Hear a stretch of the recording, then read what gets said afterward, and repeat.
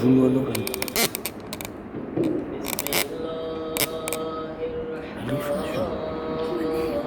મંદિર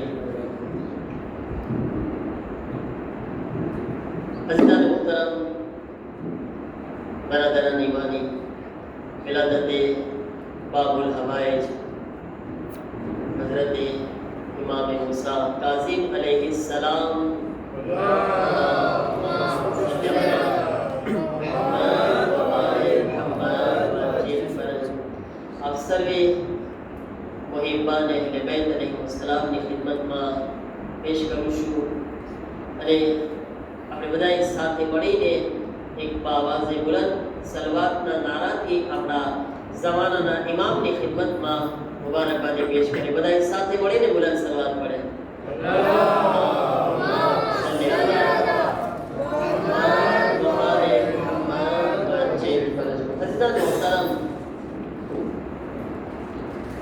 સાતમા ઇમામ જેમની ઉમ્ર કેટલી ઉમ્ર છે ઇમામ કાઝીમ અલૈહિસ્સલામની? આપણા સાતમા ઇમામની ઉમ્ર કેટલી છે? પપ્પાનું નામ શું છે સાતમા ઇમામના? ઇમામ જાફર સાદિક અલૈહિસ્સલામ. મમ્મીનું નામ શું છે? બીબી હમીદા ખાન. અને ઇમામ ક્યાં જન્મ્યા? યાદ છે? આની પહેલાની પહેલી તારીખે પહેલી રજબમાં કીધું તો ઇમામ ક્યાં જન્મ્યા? યાદ છે? માશાઅલ્લાહ. મદીના અને મક્કાની વચ્ચે એક જગ્યા છે. મદીના અને મક્કાની વચ્ચે એક જગ્યા છે. શું નામ કીધું? હર્ષ અબવા નામ છે જગ્યાનું. અબવા નામ છે. ઇમામની વિલાદત ત્યાં આગળ થઈ છે અબવામાં. અને ઇમામની શહાદત ક્યાં થઈ? ઇમામનો રોઝો ક્યાં છે? કાશ્મીરમાં છે. ઇમામની ઉંમર કેટલી હતી? પાછી સવાલ મારી કે જેનું ગૂગલ ગ્રાફિક ભાઈને વાંધો નહીં આવે. ઇમામની કેટલી ઉંમર હતી? ઇમામ જો 100 માં હિજરી સન 100 એટલે કે 128.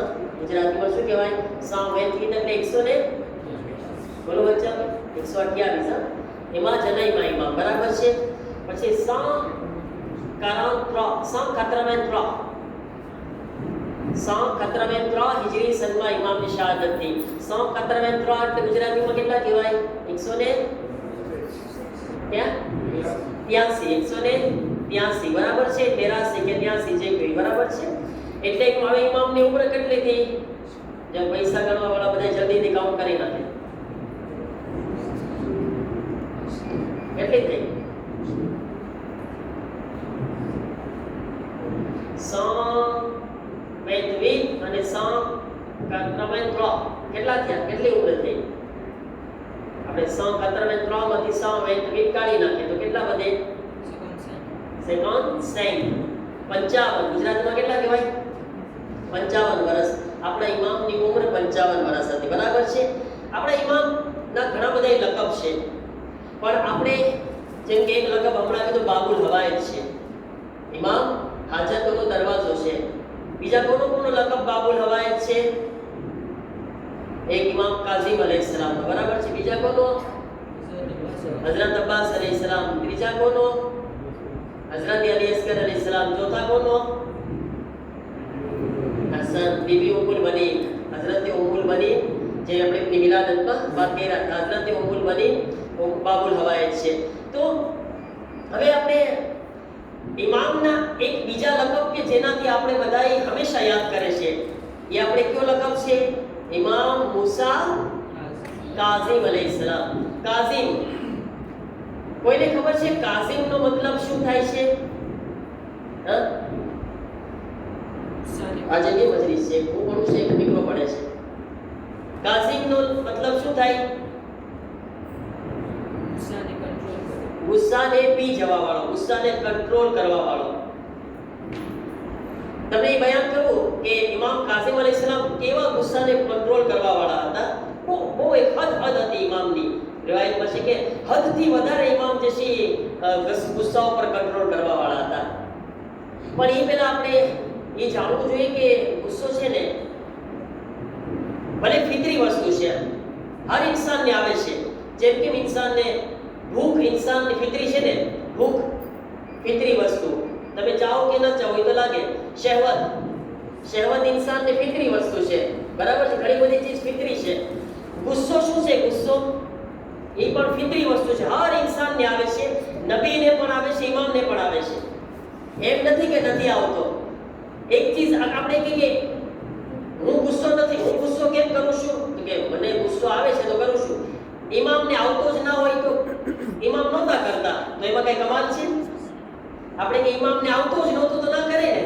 ના, હોય અને એના ઉપર કંટ્રોલ કરે ને તોય કમાલ છે ને. ઇમામને બી ગુસ્સો આવતો પણ પોતે કંટ્રોલ કરતા, કંટ્રોલ કરીને દેખાડતા, એનો કમાલી હતો. ઇમામ કાસિમ લકબ એમને નથી બન્યો, ગુસ્સો આવતો હતો ને કંટ્રોલ કરતા હતા. હવે આ ગુસ્સો છે ને બહુ ખરાબ વસ્તુ છે. અને અમુક વખતે જે છે ખોટા ગુસ્સા બહુ નીકળે. દુકાનમાં ગુસ્સો આવ્યો હોય તો ઘરે બાયડી ઉપર નીકળે. એવું બહુ તમે બનાવ જોયા છે. બારે પ્રોબ્લેમ બારે હોય, બરાબર છે, દુકાનમાં હોય કે કોઈની સાથે લેણો કરજો લેવાનો હોય, કોઈના પાસે ના કઢાવી શકતા હોય, કઈ બીજા કોઈ સાથે બારે બાંધીને આવ્યા હોય, વાં જોર હાલે નહીં આપણું, બરાબર છે ને. તો એ બારનું જોર જે છે એ ઘરે કાઢે પછી ખોટા ગુસ્સા, બરાબર છે ને. વાના આયલું તૈયાર કરી નાખે. ગુસ્સો એટલો ખરાબ વસ્તુ છે કે જેના બારામાં રિવાયતમાં છે કે ગુસ્સો છે ને શૈતાનનું લશ્કર છે. શૈતાનનું લશ્કર છે. આપણે કોઈના ઉપર હુમલો કરવો હોય, જંગ કરવી હોય ને, જંગ તો જંગ કરતી વખતે આપણે કેવી રીતે હુમલો કરે? લશ્કર સાથે હુમલો કરે, હે ને. કોઈ સાથે આપણે બાંધ્યા હોય, જંગ થાય મેદાનમાં, બે ટોળા હોય, તો આપણે આપણા લશ્કર સાથે હુમલો કરે તો વધારે જીતી જાય. શૈતાન છે ને જ્યારે આપણે ગુસ્સો આવે છે ને એટલે એમ સમજો કે શૈતાનનું એક લશ્કર તૈયાર થઈ ગયું. અને ઇમામ શું કીધા કે એવી રીતના શૈતાન આપણી સાથે રમે છે જેમ આ બચ્ચાઓ દડાથી રમતા હોય. ફૂટબોલ રમો છે ને, ફૂટબોલ દડા, સામે જવું છે ને ઇન્શાલ્લાહ દડા રમવા, બરાબર છે ને. કેમ રમો? એક માંથી મારતો હોય ને એક માંથી મારતો હોય, બરાબર છે ને. જેને જેમ રાગાવે દઈ રાખે. એ હોય ને શૈતાન છે ને આપણને ગુસ્સામાં એમ જ દઈ રાખે. ઘડીક આમ ઉડાડે, ઘડીક આમ ઉડાડે. હવે એમ કે આને માર, એમ કે હવે આને ગાળું દે, અને હવે આની તોહમત લગાવ, હવે આની ગીબત કર. ક્યારેક તો શૈતાન છે ને એ કત્લ બી કરાવી દે આપણે ગુસ્સાની હાલતમાં. એને કોઈને માણસો ગુસ્સાની હાલતમાં ખૂન કરી નાખે, મારી નાખે, કોઈને કતલ કરી નાખે. કેમ રમે છે આપણા સાથે? જો ક્યાંથી ક્યાં પૂગી જાય છે. બહુ ઇમ્પોર્ટન્ટ છે આ ચીજ. આના ઉપર આપણે બહુ વિચાર કરવો જોઈએ. આ કોઈ નાની એવી ચીજ નથી. ભલે આવે છે ને એક ફિતરી વસ્તુ છે, એનો મતલબ એ નથી કે એને જે છે આપણે એમાં આપણે આપણી લગામને હાથમાંથી જવા દઈએ. અને આપણી જે લગામ છે, ઘોડો હોય, ઘોડો એની ખબર લગામ હોય, એને જે બેઠો હોય ઘોડાના માથે એની લગામ હોય, જેમ લગામથી ચાહે એમ ઘોડાને ફેરવી શકે. તો આપણે ગુસ્સાની હાલતમાં આપણી લગામ છે ને એ શૈતાનના હાથમાં ના આપી દેવાની. કોશિશ કરવાની છે પૂરેપૂરી કે આ ગુસ્સા ઉપર આપણે કંટ્રોલ હાસિલ કરે. અને જ્યાં આપણો પાવર વધારે હાલતો હોય વાં ખોટો ગુસ્સો ના દેખાડે. આપણે બાયડી ઉપર કે બચ્ચા ઉપર કે નાના લોકો ઉપર જેનું જોર ઓછું છે ના, આનું સખત જે છે ગુનાહ છે. સલાવત પડે મોહમ્મદ વાલે મોહમ્મદ.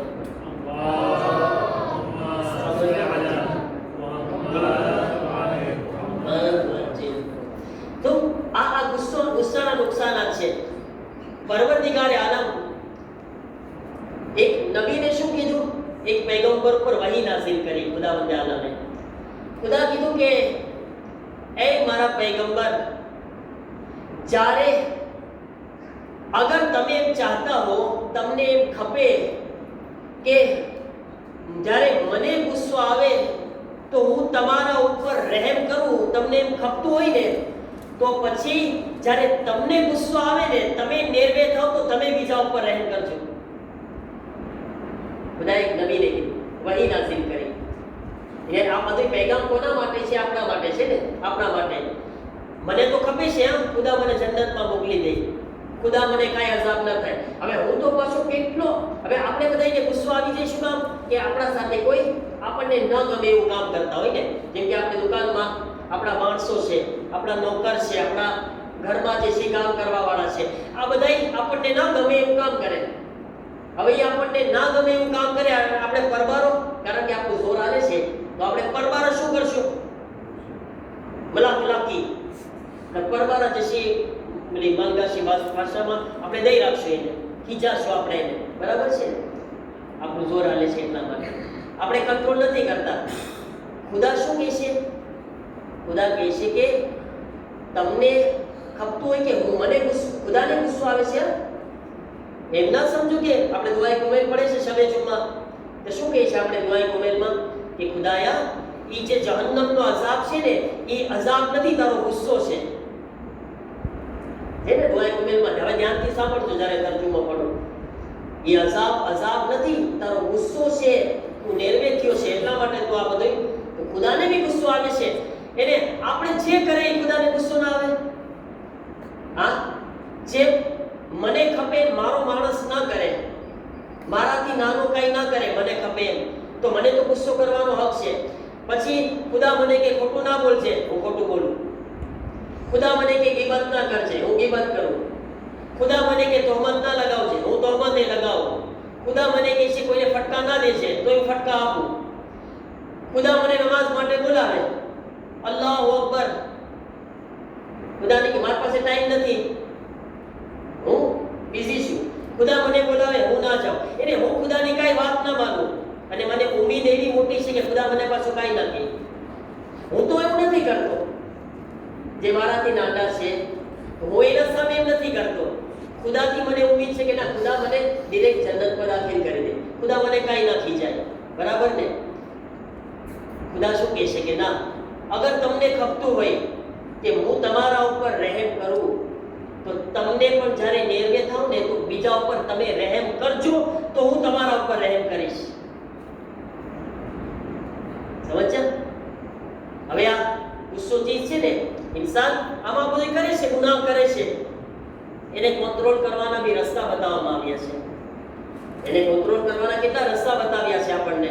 ઘણી બધી ચીજો આપણને બતાવવામાં આવી છે કે જ્યારે તમે ગુસ્સાની હાલતમાં હો અને ચાહતા હો કે કંટ્રોલ કરો એ ગુસ્સા ઉપર, અગર તમે ઊભા છો તો બેઠી જાઓ. તમે તમારા એક્શન કહેવાય ને, એક્શનને ચેન્જ કરી નાખો. તમારા ઊભા છો તો બેસી જાઓ, બેઠા બેઠા ગુસ્સો આવે છે, નેરવે થયા તો સૂઈ જાઓ. એટલે સુધી કે સગાવાલા હોય ને, સગાવાલામાં ગુસ્સો આવે ને, તેમ કીધું છે કે સગાવાલાને તમે હાથ લગાવી દો તોય ગુસ્સો ઠંડો થઈ જશે. કે આપણા સગા હોય નજીકના, કારણ કે આપણા એ અરહામમાંથી હોય છે ને, તમે એને હાથ લગાવશો ને ખંભે, ગુસ્સો ઠંડો થઈ જશે. તે રસ્તા છે. એક સારામાં સારો રસ્તો એ છે કે અગર ગુસ્સો આવે, છઠ્ઠા ઇમામ કહે છે કે તમે વુઝુ કરી લ્યો. જ્યારે તમે નેરવે થાવ, વુઝુ કરી લ્યો. તમે પણ વુઝુ કરવા માટે જાઓ કેમ? અહીંયા રાડારાડી ચાલુ છે, હે ને? અહીંયા બાંધવાનું ચાલુ છે, ઓલો ગાળો દે છે, અહીંથી ગાળો જાય છે ને, કેમ? પણ એ વખતે આપણું ઇમ્તિહાન છે, આપણી એક્ઝામ એ વખતે છે ને, એ વખતે છે. એ વખતે આપણે પોતાને પરબારામાં ખસાડીને વઝુ કરવા જાય, મોટી વાત છે. ઇમામ કીધા, છઠ્ઠા ઇમામ. શું કામ ઇમામ વઝુનું કીધા આપણને? ઇમામ કહે છે કે એટલા માટે કે શૈતાન છે ને એ આગથી બનેલો છે. હવે ગુસ્સામાં કોણ કામ કરે છે આપણા સાથે? શૈતાન કામ કરે છે ને, એ આપણને હવા નાખે છે, હુમલો કરે છે આપણા ઉપર. ઇમામ કીધા કે શૈતાન છે ને, ગુસ્સો એક ગરમ ચીજ છે, શૈતાન બી આગથી બનેલો છે. આગને કઈ ચીજ બુઝાવી શકે? પાણી. ઇમામ કીધા કે એટલા માટે તમે વઝુ કરી લ્યો, તમારો ગુસ્સો જે છે ઠંડો પડી જશે, શૈતાન હેલો જશે. શૈતાન નહીં આવી નહીં શકે. પછી જો અગર આપણે આ બધી ચીજ કરી શકે ને તો પ્રેમા બહુ સારી વસ્તુ છે. આના માટે આપણે કોશિશ કરવી જોઈએ. આપણા સાતમા ઇમામે મૂસા કાઝિમ અલૈહિસ્સલામ,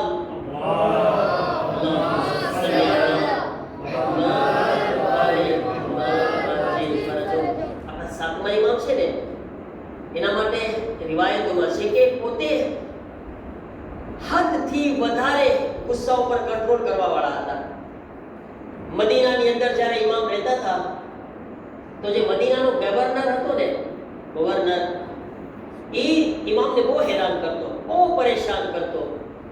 કંઈ પણ વાત થાય તો ઇમામને ઉપર ચિલ્લાવાનું, માણસોને મોકલીને પરેશાન કરવાનું, એને કોઈ મોકા ન છોડતો ઇમામને પરેશાન કરવાના. એક ઇન્સાનને ખોટી રીતે હેરાન કરવામાં આવે તો એ નેરવે થાય કે ના થાય? થઈ જાય ને. હું તો થઈ જાઉં છું. કોઈ મને ખોટી રીતે હેરાન કરે તો હું નેરવે થાઉં છું ને, ગુસ્સો આવી જાય છે મને. પણ કહે છે કે ઇમામ છે ને એના સહાબીઓ એના દોસ્તો સાથે બેઠા હોય અને ઓલા ગવર્નરના માણસો આવે કે ગવર્નર કઈ એવું કરે કે ઇમામને હેરાન કરવું બસ કોઈ પણ રીતે જે ઇમામની બાજુમાં બેસવા વાળા છે ને એ નેરવે થઈ જતા. એને તકલીફ થતી કે મૌલા અમારાથી ખવાતું નથી. આ માણસ આ તમને કેવો હેરાન કરે છે, આ ગવર્નર તમને પરેશાન હદ કરી દીધી છે આને. મૌલા બસ તમે અમને રજા આપો, અમે હવે જઈએ, બસ અમે ઊભા થઈ જઈએ, અમે એ લોકો સામે લડાઈ કરે બાધી લોકો સાથે. આ હદ હોય ને અમારા ઇમામને હેરાન કરવાની. ઇમામ કીધા કે ના, કાલ થઈ જાઓ. એક ફેરે ના, બે ફેરે ના, વારંવાર. ઇમામ કીધા ના, ઠંડા થઈ જાઓ. ઠંડા થઈ જાઓ, હું પોતે એને જોઈ લઈશ, હું પોતે ફોડી લઈશ, મને ખબર છે શું કરવું છે મારે. આટલું માણસ હેરાન કરવા છતાં ઈ માણસ કોઈ જગ્યાએ હતો, ગવર્નર કોઈ જગ્યા ઉપર હતો, ઇમામ એની પાસે મુલાકાત કરવા ગયા અને ઇમામ એની સાથે એવી રીતે વાતો કર્યા, એવી રીતે મીઠાશથી એની સાથે બોલ્યા કે ઓલો માણસ છે ને જે વારંવાર ઇમામને પરેશાન કરતો હતો ને, એ કહે છે કે હું તમને એટલો પરેશાન કરું છું, એટલી તકલીફ આપું છું, તમે આવી રીતના મારા સાથે વાત કરો છો, આવી રીતના મોહબ્બતથી પેશ આવો છો. કહે છે કે હું આજ તમારા પાસે ઈ જે મેં તમારા સાથે ખરાબ વર્તન કર્યું ને, એ વર્તન માટે હું માફી માંગુ છું, મને માફ કરી દો તમે. અને આજ પછી કોઈ દિવસ ભૂલ નહીં કરું તમારા પાસે, કોઈ દિવસ તમને તકલીફ ને પરેશાની નહીં આપું. ઇમામ શું કીધા? હું મારી રીતે જોઈ લઈશ એને. અગર ઇમામ એનો જવાબ ઈ જ રીતના આપ્યા હોત ને તો આ માણસ જે છે સુધરી શકત, કોઈ દિવસ ડાયો ના થાય. પણ ઇમામ કીધું કે ના, મને મારા તરીકાથી ચાલવા દો. તો ઇમામે આ રીતના એને મોહબ્બતથી એનું દિલ જીત્યા અને એક ગલત માણસને સીધા રસ્તા ઉપર લઈ આવ્યા. ઇમામના ઘરમાં એક કનીઝ હતી, એક કામવાળી, દાસી નહીં, દાસી છે ને એ નોકરાણી કહેવાય. આ કનીઝ એટલે એનો મિલકિયત કહેવાય, પ્રોપર્ટી કહેવાય ને, પ્રોપર્ટી. એના ઘરમાં જ રહેવું ખપે એને, અને ઇમામ ચાહે ને વેચી શકે, પ્રોપર્ટી છે ઇમામની, કનીઝ છે. ઇમામ બેઠા હતા તો એ ભાઈ જે કનીઝ છે એ હાથમાં કઈ બનાવીને લાવી હશે, રોમાઝાવા કે એવું કહે છે, શાક જે બી બનાવ્યું હશે, તો એ કઈ ગરમ હતું એકદમ, અને બનાવીને લાવી ઇમામને પેશ કરવા ચાહતી હતી. હાથમાંથી પડ્યું સીધું ઇમામના શરીર ઉપર. અહીંયા આપણે બધાએ પોતાને રાખે, આપણે શું કરે? શું કરે આપણે? બોલો સાચું બોલવાનું. શું કરે આપણે? હે, દૂધ ખેતો ને ડૂચા કાઢી નાખે, સીધી વાત છે ને. આપણે તો ડૂચા કાઢી જ નાખે. ઇમામ આમનામ બેઠા છે, ગરમ શાક છે પડ્યું છે ઇમામના શરીર ઉપર. ઓલી કનીઝ છે ને એ હોશિયાર બહુ હતી, ભલે કનીઝ હતી પણ ઇમામના ઘરમાં છે ને વર્ષોથી હતી, તો એને ખબર હતી કે ઇમામનો નેચર કેવો છે અને મારે આ હાલતમાં શું કરવું છે એ બી એને ખબર છે. એ પરબારી કુરાનની એક આયત પડે છે, ये बिस्मिल्लाहिर्रहमानिर्रहीम वल काज़िमीनल गैज़. કુરાનની આયત છે કે જે કોઈ ગુસ્સાને પી જાય છે ને, અલ્લાહ એને દોષ રાખે છે. ગુસ્સાને ટેકનિક છે કે જે કોઈ ગુસ્સાને પી જાય છે, અલ્લાહ એને દોષ રાખે છે. ઇમામ કહે છે કે જા ગુસ્સાને પી. વલ આફીના અનિન નાસ, પછી કહે છે કે જે બીજાને માફ કરે છે ને, અલ્લાહ એને બહુ પસંદ કરે છે. બીજી આયત છે એનો બીજો ફિકરો પડી. ઇમામ કહે છે કે જા મેં તને માફ કરી દીધી, બસ. કે છે વલ્લાહુ યુહિબ્બુલ મુહસિનીન, અલ્લાહ એહસાન કરવા વાળાને બહુ ચાહે છે. ઇમામ કીધું જા, તને અલ્લાહની રાહમાં આઝાદ કરી દીધી. બોલ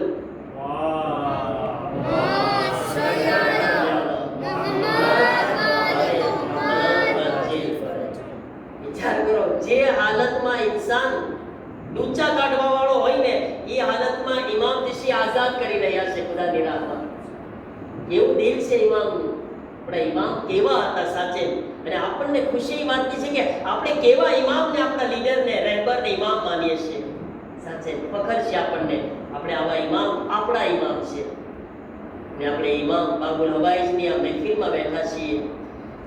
આપણે ઇમામના વાસ્તાથી ખુદાની બારગાહમાં હાજત પેશ કરે. પરવરદિગારા બાબુલ હવાઈજ મૌલા ઇમામ કાઝિમ અલૈહિસ્સલામના વાસ્તાને વસીલાથી જે આ ઇમામની મહેફિલમાં બેઠા છે, પરવરદિગારા સર્વેની જે પણ દિલી મુરાદો અને હાજતો છે, સર્વેની હાજતોને પૂરી ફરમાવ.